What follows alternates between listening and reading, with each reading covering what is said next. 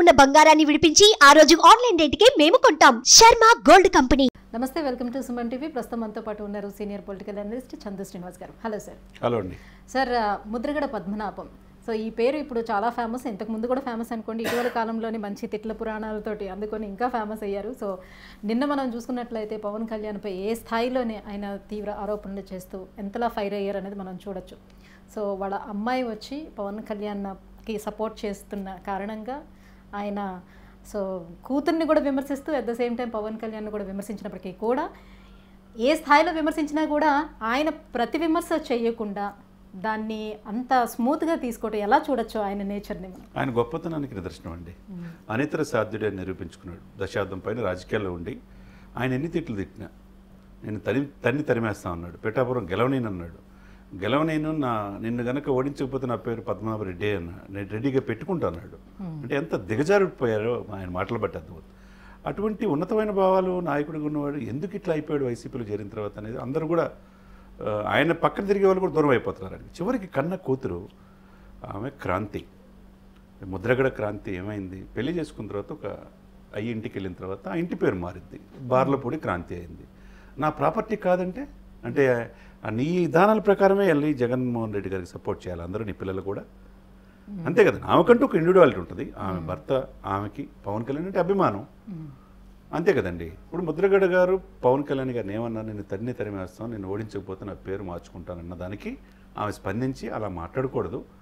నీకు ఒక ఆడకూతురు పొడి చేస్తుంది వంగాగీత గారు, ఆమెకు సపోర్ట్ చేయ తప్పులేదు. కానీ నా పేరు మార్చుకుంటాను దాంట్లో ఏం లాజిక్ నాకు అర్థం కావట్లేదు. అయినా నేను పవన్ కళ్యాణ్ గారి కోసం ప్రచారం చేస్తాను. అంటే కుటుంబాల మధ్య, కులాల మధ్య చిచ్చు పెట్టే విధంగా నువ్వు చేస్తున్నావు, ఇది నీ గురువు చంద్రబాబు నాయుడు చెప్పారా ఇలా చేయమని అని నన్ను అడుగుతున్నారు ముద్రగడ పద్మనాభం గారు. మరి ఈ రోజున మరి వైఎస్ఆర్సీపీ పార్టీలో చేరక మునుపు పవన్ని సపోర్ట్ చేస్తున్న వ్యక్తి ఈ రోజు నేను నీకు ఎందుకు సపోర్ట్ చేయాలి అని మాట్లాడడం, తీవ్రంగా విమర్శించడం, మరి ఇది ఎవరు నేర్పినటువంటిది? ఇక్కడ ఏంటంటే ఎవరెవరు నేర్పించడానికి పవన్ కళ్యాణ్ ఏమి చిన్న పిల్లడేం కాదు. ఆయన 5-10 వయసు దగ్గరలో ఉన్నాడు. ఈయన ముద్రగడ దగ్గర నేర్చుకోవాల్సిన అవసరం ఆయనకి లేదు. సమకాలీన రాజకీయాలు ఇప్పుడు మోదీ గారి పక్కన ఇప్పుడు రాజమండ్రిలో మీటింగ్లో చూస్తున్నాం ఎంత పరిణితి చెంది ఉన్నాడు. ఇప్పుడు ఏమైంది, నిన్న ఆమె ముద్రగడ తునిలో మీటింగ్ జరిగింది. తుని అంటే ఆయన తెలుసు, చాలా కీలకమైంది. అక్కడ కొన్ని వేల మంది సమక్షంలో అక్కడ ఉన్న యనమల రామకృష్ణుడు గారి కూతుర్ని గెలిపించమని, అనిత గారిని గెలిపించమని చెప్పి అనేక క్రమంలో కాకినాడ ఎంపీని పరిచయం చేశారు. అదే సమయంలో వచ్చింది, జాయిన్ అవడానికి వచ్చారు.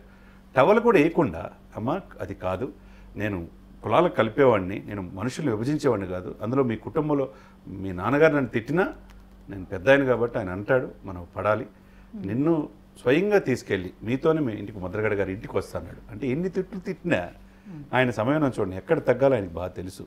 సినిమాలోనే కాదు, రాజకీయాల్లో కూడా తెలుసు కాబట్టి తనకు తను తగ్గించుకున్నాడు, హెచ్చింపబడతాడని బైబిల్లో కూడా ఒక మాట ఉంది. దానికి నిలువెత్తు నిదర్శనం పవన్ కళ్యాణ్ కనపడుతున్నాడు. ఏమన్నాడు, ఒక్క మాట కూడా ముద్రగడ గారు అన్న, అమ్మ నువ్వు నిన్ను కనుక ఇప్పుడు జాయిన్ చేసుకుంటే మళ్ళీ మీ కుటుంబాన్ని మధ్య అంతరం కాబట్టి క్రాంతి గారు మిమ్మల్ని వాళ్ళ భర్త చందు వీళ్ళిద్దరిని మీతో పాటు వెళ్ళి మీ నాన్నగారిని కలుస్తాను తప్పకుండా అన్నాడు. అది గొప్ప మనసు. దాన్ని వేలాది మంది హర్షధ్వానాల మధ్య స్వీకరించారు. అది తట్టుకోలేక నా కూతురు కూడా చివరికి పవన్ కళ్యాణ్ పాజిటివ్ వెళ్ళింది. చివరికి అవకాశాన్ని కూడా పవన్ కళ్యాణ్ అందిపుచ్చుకున్నాడు. ముద్రగడ పద్మనాభం కూతురు అని నువ్వు ఎందుకు ఇంట్రడ్యూస్ చేశావు అని ఎందుకు అడిగారు? తప్పే ఉందండి. ఇప్పుడు తండ్రి తల్లి కంటే ఎవరు గొప్ప వాళ్ళం కాదు కదా, ఆ తర్వాత ఎవరైనా కదా ఇంట్రొడ్యూస్ చేయాల్సిన, అంటే అడిగి చేయాలా? మరి ఎందుకు ఇప్పుడు దీనికి మాట్లాడాడు? నా పేరు పెట్టి ముద్రగడ పద్మనాభం కూతురు ఈవిడ అని చెప్పి నా పేరును పెట్టి ఎందుకు ఇంట్రడ్యూస్ చేసావు నా కూతుర్ని అని నన్ను అడుగు. మరి అదే సమయంలో అనేక సార్లు లెటర్ ఎందుకు రాశాడు పవన్ కళ్యాణ్ గారు, మీరు సినిమాల్లోనే ఇది, మీరు 80 సీట్లు తీసుకోవాలి, మీరు ముఖ్యమంత్రి కావాలని కోరుకున్నానండి, నా ఇంటికి రాలేదు కదండి అని అని చెప్పి ఎన్ని లెటర్లు ఎందుకు రాశాడు? ప్రేమ ఉంటే రాశాడు కదా. నీ ఇంటికి రాలేకపోయేసరికి జగన్మోహన్ రెడ్డి దగ్గరికి వెళ్ళి జగన్మోహన్ రెడ్డి గారు ముఖ్యమంత్రి అవ్వాలనే ఉద్దేశంతో ఈయన అనరాని మాట్లాడతారా? నీ కూతురు కూడా చివరికి నేను కాదని వెళ్ళినప్పుడు ఆయన సమయంతో ఎవరించి మిమ్మల్ని గౌరవించాడు. అది కూడా తట్టుకోలేకుండా నిన్న మళ్ళీ ఈరోజు ఏమంటాడు, మీ ముగ్గురు పిల్లలు చూపించు, నా కూతురుని ఎందుకు చూపించావు, నా ఇంటి పేరు ఎందుకు చెప్పావంటే ఏంటది? దానికి దీనికి ఏమైనా ఉందా? అంటే ప్రెస్టేషన్ పీక్ చేరినట్టుగా ముద్రగడ పద్మనాభం కలుస్తుంది. ఇవాళ రేపు ఇకపోతే ఆయన మాట్లాడే మాటల వల్ల పాపం అక్కడ వంగాగీత గారికి వచ్చే మెజారిటీ కాదు కదా, ఇంకా బాగా తగ్గిపోయే పరిస్థితి కనపడుతుంది. ఒకవేళ అధికార పక్షం ముద్రగడ వల్ల ఉపయోగం ఉందనుకుందే కానీ ముద్రగడ రావటం ఒక ఐరన్ లెగ్ లాగా అయిందని పరిస్థితి. చివరికి వాళ్ళ కూతురు వాళ్ళ మాట ఇట్లా ఆయన పక్కన ఉన్న వాళ్ళందరూ వెళ్ళిపోయారు. చివరికి ఆయన ఏం మాట్లాడతారు? 3 పిల్లలు చేసేది ఏంటండి, 2 పిల్లలు గౌరవంగా వాళ్ళ ఇష్ట ప్రకారం విడిపోయారు. ఇప్పుడు 3వ భార్య ఉంది, ఆమెకు వాళ్ళందరికీ లేనిది ముద్రగడ గారికి ఎందుకు, లేకపోతే జగన్మోహన్ రెడ్డి గారికి ఎందుకు? జగన్మోహన్ రెడ్డి గారి బాటలోనే ఈయన కూడా పయనిస్తున్నట్టు కనపడుతుంది. ఈ విషయంలో టోటల్ ఎపిసోడ్లో చాలా సమయంతో వ్యవహరించిన పవన్ కళ్యాణ్ గారిని అభినందించాల్సిందే.